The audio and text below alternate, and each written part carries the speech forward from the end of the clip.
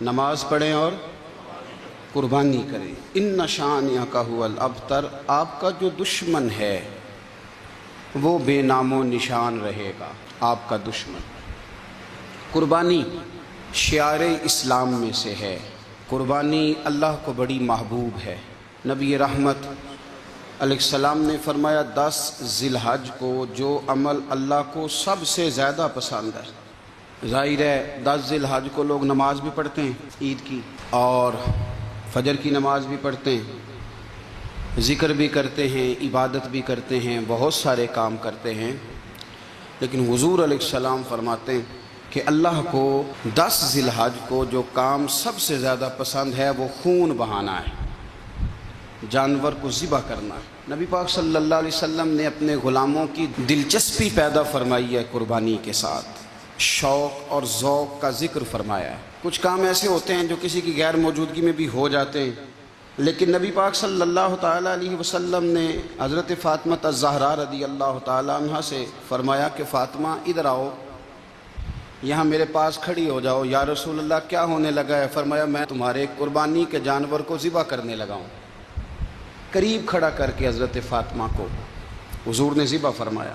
میں اکثر یہ بات آپ احباب سے عرض کرتا رہتا ہوں کہ نبی کریم علیہ السلام کے کاشانہ نور پہ 2 3 مہینے تک کھانا نہیں پکتا تھا، لیکن قربانیاں اللہ کے رسول ہر سال 2 دیا کرتے تھے۔ کھانا 2 مہینے نہیں پکا، اور قربانیاں، اور 2 قربانیاں دے کے حضور فرماتے ایک میری طرف سے ہے، ایک میری امت کی طرف سے ہے۔ مولا کائنات شیر خدا حضرت علی المرتضیٰ رضی اللہ تعالیٰ عنہ گھر میں فقر رہتا تھا۔ 3 دن امام حسن اور حسین 3 دن بغیر سحری اور افطار کے کھجور اور پانی کے ساتھ روزہ رکھتے تھے، کھجور اور پانی کے ساتھ روزہ کھولتے تھے، پر قربانیاں مولا علی ہر سال 2 دیا کرتے تھے۔ ہمارے ہاں لوگ سارا سال خوشحال رہتے ہیں اور بڑی سے 10 دن پہلے تنگ دست ہو جاتے ہیں۔ جو 5 لاکھ روپیہ بیٹے کی شادی پہ خرچ کر لیتا ہے پتہ نہیں کہاں سے لاتا ہے، اگر اس کو پتہ چل جائے کہ یہاں ایک پلاٹ سستا مل رہا ہے تو پھر پتہ نہیں کہاں سے ادھار اٹھا لاتا ہے۔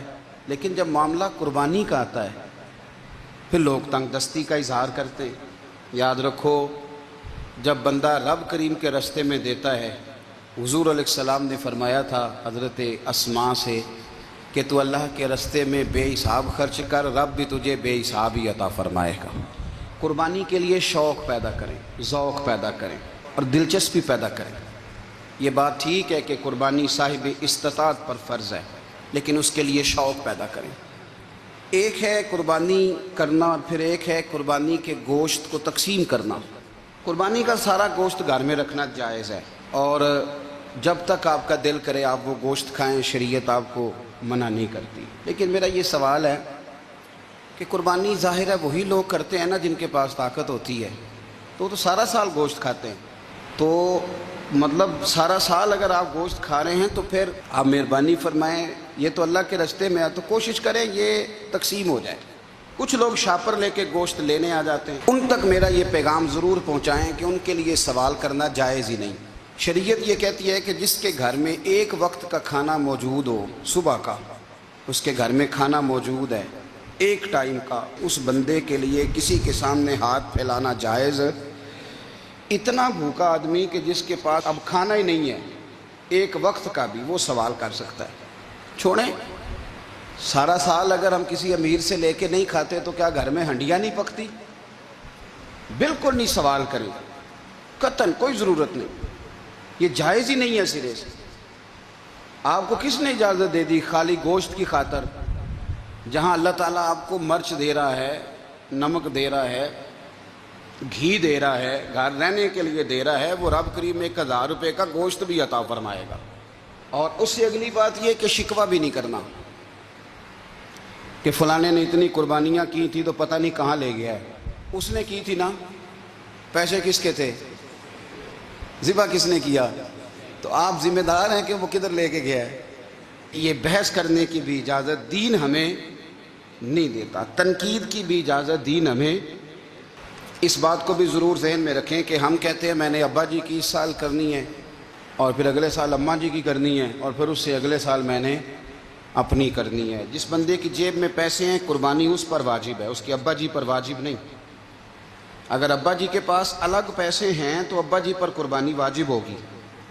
ہاں اگر آپ کی جیب اجازت دیتی ہے تو آپ 3 قربانیاں خریدیں یا بڑے جانور میں 3 حصے ڈالیں، تو اب آپ 2 والدین کی ہو گئی، 1 آپ کی اپنی ہو گئی، لیکن جب تک آپ پر واجب قربانی آپ نہیں دیتے تب تک والدین کی قربانی دینا درست نہیں ہے، کیونکہ یہ دین میں واجب ہے۔ جو نماز آپ پہ فرض ہے وہ آپ نے پڑھنی ہے، اور جو ابا جی پہ فرض ہے وہ ابا جی نے پڑھنی ہے۔ اس مسئلے کو بھی ضرور ذہن نشین کریں۔ اس سے اگلی بات جو اور زیادہ ضروری ہے اس کا ضرور خیال فرمائیں، حصے ڈالے جاتے ہیں قربانی کے حصے، تو 6 حصے ہو گئے، اب 7واں حصہ مل نہیں رہا، تو ایک تگڑے سے بندے کے پاس جا کے مالدار سے کہا کہ چودھری صاحب حصہ ڈال لیں، ایک حصہ کم ہے۔ چودھری صاحب کہنے لگے کہ میں نے تو پہلے بھی 4 بکرے لیے ہوئے ہیں، تو چلو اگر تم کہتے ہو تو چلو بڑا گوشت آ جائے گا، ٹکے ہی بنا لیں گے، چلو بڑا گوشت بھی 10 کلو آ جائے گا تو کباب کے لیے رکھ لیں گے، چلو رکھ لو حصہ۔ اب 6 بندوں کی نیت قربانی کی، 7ویں کی گوشت کی، اس کی نیت قربانی کی، پچھلے 6 کی بھی قربانی نہیں ہوگی، وہ بھی گئے کام سے۔ آپ اس بات کو سمجھیں کہ قربانی کا مطلب یہ ہے کہ خالص اللہ کی رضا کے لیے مخصوص وقت میں مخصوص جانور ذبح کرنا۔ اس لیے یہ ضرور توجہ کریں اس بات پر کہ ہم کئی لوگوں کو فورس کر کے شامل کر لیتے ہیں، بندہ مالدار ہوتا ہے وہ بھی کہتا ہے چلو ٹھیک ہے کوئی حرج نہیں، لیکن وہ نامینیٹ کرے گا۔ اگر اس نے اپنی قربانی رکھ لیا تو پھر وہ بتائے گا یہ قربانی کس کی ہے، والدین کی ہے، کس کی ہے۔ تو قربانی اس ترتیب سے کریں کہ اس کے سارے مسائل سے آگاہی حاصل کریں۔ واتخذ اللہ ابراہیم خلیلا، صدق اللہ العظیم وصدق رسولہ النبی الکریم۔ ان اللہ وملائکتہ یصلون علی النبی یا ایہا الذین آمنوا صلوا علیہ وسلموا تسلیما۔ اللہم صل علی سیدنا و مولانا محمد معدن الجود والکرم وآلہ وبارک وسلم۔ تمام تعریفیں حمد و ثنا اللہ تعالی جل مجدہ الکریم کے لیے۔ زاں بعد درود و سلام نبی محترم شفیع محتشم آقا کل ختم رسول دانائے سبل احمد مجتبیٰ جناب حضرت محمد مصطفیٰ صلی اللہ تعالی علیہ وسلم کی ذات والا صفات کے لیے حمد و صلات کے بعد، عزیز دوستو، بزرگوں اور بھائیوں، حضرت سیدنا ابراہیم خلیل اللہ اعلیٰ نبینا علیہ الصلاۃ والسلام کا تذکرہ قرآن مجید نے کئی جگہوں پہ بیان فرمایا ہے۔ نبی پاک صلی اللہ تعالی علیہ وسلم نے ارشاد فرمایا کہ میں ملت ابراہیم پہ ہوں۔ حضرت ابراہیم علیہ الصلاۃ والسلام کے سیرت کو، سوانح کو، ان کی زندگی کے واقعات کو قرآن مجید نے متعدد مقامات پہ بیان کیا ہے۔ انبیاء کرام علیہ السلام 1,24,000 کم و بیش ہوئے، لیکن دین اسلام میں نبی پاک علیہ السلام کی امت میں جو مقام حضرت ابراہیم کا ہے وہ بس انہی کا ہے۔ ان کی زندگی ایک بڑی خوبصورت، بڑی منفرد اور مسلمانوں کے لیے بڑی اسوہ نور دینے والی زندگی ہے۔ نبی پاک صلی اللہ علیہ وسلم نے فرمایا میں اپنے باپ حضرت ابراہیم کی دعا بن کے دنیا میں آیا ہوں۔ اور پھر محبوب پاک سید عالم صلی اللہ تعالی علیہ وسلم نے اپنی امت میں بھی جناب ابراہیم کے طریقے کو جاری رکھا۔ صحابہ نے قربانی کے بارے میں حضور سے پوچھا ما ہذہ الاضحیہ، یا رسول اللہ صلی اللہ علیہ وسلم یہ قربانی کیا ہے؟ تو فرمایا سنت ابیکم ابراہیم، یہ تمہارے باپ حضرت ابراہیم کا طریقہ ہے، یہ تمہارے باپ حضرت، حالانکہ قربانی نبی پاک صلی اللہ علیہ وسلم کا بھی طریقہ ہے، لیکن فرمایا تمہارے باپ حضرت ابراہیم کے ذکر کو باقی رکھا۔ اللہم صلی علی محمد وعلی آل محمد کما صلیت علی ابراہیم وعلی آل ابراہیم۔ ان کے تذکرے کو باقی رکھا دین کے اندر۔ حضرت ابراہیم بڑی امتیازی شان والے نبی ہیں، بڑی امتیازی شان والے۔ رب کریم کا وہ دوست جس نے کوئی چیز بچا کے نہیں رکھی، ہر شے ہی اپنے رب کی بارگاہ میں پیش کر دی۔ چند چیزوں سے انسان کو بڑا پیار ہوتا ہے، گھر اسے بڑا پیارا ہوتا ہے۔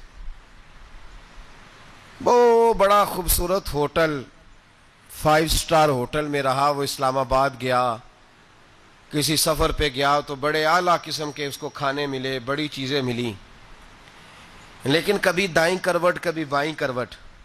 تو ساتھ بیڈ پہ دوست تھا تو اس نے کہا صاحب سو جاؤ، تو اس نے کہا یار جو مزہ اپنے گھر میں سونے کا ہے وہ کسی اور جگہ تھوڑی ہے۔ گھر بڑا پیارا ہوتا ہے، انسان کو لگاؤ ہوتا ہے، جس بے تکلفی سے، سکون سے، آرام سے انسان اپنے گھر میں وقت بتاتا ہے، کہیں اور مشکل ہو جائے۔ دوسرا، انسان کو اولاد بڑی پیاری ہوتی ہے، بڑی عجیب شے، نہ ہو تب بھی بڑا دکھ ہے، اور ہونے کے بعد بھی اس کی بڑی آزمائشیں۔ یہ بڑی ایک میٹھی چیز ہے۔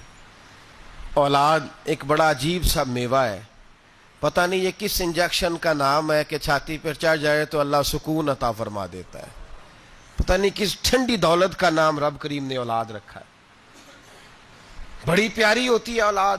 پھر تیسری چیز انسان کی اپنی جان ہے، اور یہ اتنی قیمتی شے ہے کہ اللہ کریم نے فرمایا کہ اگر تیری گردن پہ کوئی آدمی پستول رکھ کے، تلوار تیرے گلے پہ رکھ کے کہے نہ کہ رب کا انکار کر دے ورنہ مار دوں گا، تو فرمایا وقتی طور پہ میری ذات کا انکار کر پر جان بچا جا۔ اگر تو مرنے کے قریب ہو گیا ہے اور حرام شے کھائے بغیر تو بچ نہیں سکتا، مر جائے گا، تو فرمایا چل تو اس طرح کر، حرام کھا کے جان بچا، پر جان بچانا فرض ہے، ضروری ہے۔ وطن بڑا پیارا، اولاد بڑی پیاری، جان بڑی پیاری، پر حضرت ابراہیم سے رب کریم نے فرمایا چل ابراہیم کوئی چیز دے، تو کہا یا اللہ تینوں ہی تیرے نام پہ قربان کرتا ہوں، تیری ہوئی ساری، ہر شے تیری۔ حضرت ابراہیم نے دین کے لیے، آپ شہر بابل کے قریب پیدا ہوئے تھے، وہاں سے مصر آئے، مصر سے فلسطین آئے، اور فلسطین سے آ کر کے کعبہ آباد فرمایا۔ زندگی سفروں میں گزری، سفر ایک تکلیف والی چیز ہے، پر حضرت ابراہیم نے وطن چھوڑ دیا، گھر چھوڑ دیا۔ جان بڑی عزیز ہوتی ہے اصل میں نا، جب انسان جد و جہد کرتا ہے نا دین کے لیے تو اس کے رستے میں بڑی چیزیں آتی ہیں، کبھی اولاد، کبھی گھر، کبھی باہر، کبھی حکومتیں، کبھی سیاستیں، کبھی چدراہٹیں، اس کے رستے میں بڑا کچھ آتا ہے، اور اسے ہر چیز کو فیس کرنا پڑتا ہے۔ گھر کے اندر بھی جنگ ہوتی ہے اور گھر کے باہر بھی لڑائی ہوتی ہے، یہ آسان ہے ہی نہیں۔ ہم تو خیر ہتھیار چھوڑ کے پھینکنے والے لوگ ہیں، ہم بھولے بھالے لوگ ہیں، ہم کہتے ہیں میں نے تو کہا تھا مہندی نہ کرو پر بیٹے نہیں مانے، تو بھولے جو ہوئے۔ اسی طرح حالانکہ اگر وہ بیٹا کہے نا کہ ابا جی لاؤ زندگی میں سارا کچھ میرے نام کرو، تو پھر ہم بھولے نہیں ہوتے، اور اس وقت ہم تیز ہوتے ہیں، کہتے ہیں یہ کیسے ہو سکتا ہے، ہاتھ کاٹ کے دے دوں۔ اس وقت نہیں، دین کے معاملے میں بھولے ہوتے ہیں۔ بیٹا بد مذہب کے پاس جا رہا ہے تو اس وقت ہم بھولے بھالے ہیں، کوئی عرض نہیں، لیکن اگر وہ اپنی پسند کی شادی کرے ہمیں کراس کر کے، پھر ساتھ ہی ہم تیز ہو جاتے ہیں۔ تو حضرت ابراہیم نے جب دین کے لیے نکلے تو جد و جہد کی، گھر کے اندر بھی گھر کے باہر بھی۔ آپ کے والد کا نام طارق ہے، وہ توحید پرست تھے، ایماندار تھے، پرہیزگار تھے۔ آپ کے چچا کا نام آزر ہے، وہ بت پرست تھے، بت بیچا کرتے تھے۔ حضرت سیدنا ابراہیم علیہ السلام جب میدان عمل میں نکلے تو حضرت ابراہیم علیہ السلام نے اپنے گھر سے جہاد شروع کیا، لڑنا پڑا۔ گھر کے اصولوں سے چچا نے جو رواج بنائے ہوئے تھے اس رواج سے ٹکرائے، فرمایا میں اپنے گھر کے اندر یہ بت پرستی نہیں ہونے دیں گا۔ چچا کو ایک دفعہ نہیں بار بار 100 دفعہ سمجھایا۔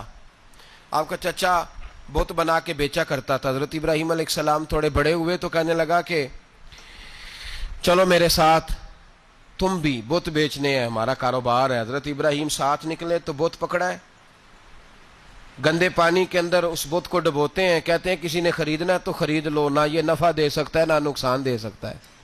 جو اپنا آپ نہیں بچا سکتا تمہیں کیا بچائے گا؟ خریدنا ہے تو خرید لو۔ چچا کہنے لگا تو کاروبار چمکا رہا ہے کہ تباہ کر رہا ہے؟ گھر میں بڑے معاملات خراب ہوئے، جھگڑے ہوئے، لیکن حضرت ابراہیم علیہ السلام ایک منٹ کے لیے بھی اپنے گھر کے اندر بھی کمپرومائز کرنے کو تیار۔ یہ تھوڑا مشکل میں نے پہلو چھیڑ دیا ہے، یہ تھوڑا مشکل پہلو چھیڑ دیا ہے۔ بڑا سمجھدار آدمی ہے پر بیوی سے پردہ نہیں کرا سکتا، سیانا ہے، پنچایت کا بندہ ہے، جو اس سے آپ کہیں گے وہ بات یہ سنائے گا، لیکن کہتا ہے نہیں جی میں نے کوشش کر لی ہے۔ کس قسم کی کوشش ہے صاحب؟ یہ کیسے ہو گیا؟ حضرت ابراہیم علیہ السلام نے گھر کے اندر سے فرمایا نہیں کرنے دوں گا، گھر کے اندر بھی ٹکرائے، فرمایا تم جو بھی ہو پاش پاش کیا چچا کے اصولوں کو، اور باہر جب نکلے تو صرف علاقے کے چیئرمین سے نہیں ٹکرائے، ایم پی ایم این اے وزیر مشیر سے نہیں ٹکرائے، سپر پاور نمرود دنیا کا واحد حکمران تھا اس وقت، دوسرا کوئی حکمران ہی نہیں تھا، اکیلے حکمران سے جا کر ٹکرائے، کوئی ساتھ فوج نہیں تھی، کوئی ساتھ ان کے طاقت بظاہر دنیا داری کی کوئی نہیں تھی، پر حضرت ابراہیم جا کے ٹکرائے، اور میرے رسول پاک صلی اللہ علیہ وسلم نے سند بیان کی، فرمایا افضل الجہاد کلمۃ الحق عند سلطان الجابر، فرمایا سب سے افضل جہاد یہ ہے کہ تو ظالم بادشاہ کے سامنے کھڑے ہو کے حق بات بیان کر دے، یہ سب سے بڑا جہاد ہے، یہ سب سے افضل الجہاد کلمۃ الحق عند سلطان الجابر، سب سے بڑا جہاد۔ حضرت ابراہیم کھڑے ہو گئے، سپر پاور سے ٹکرائے۔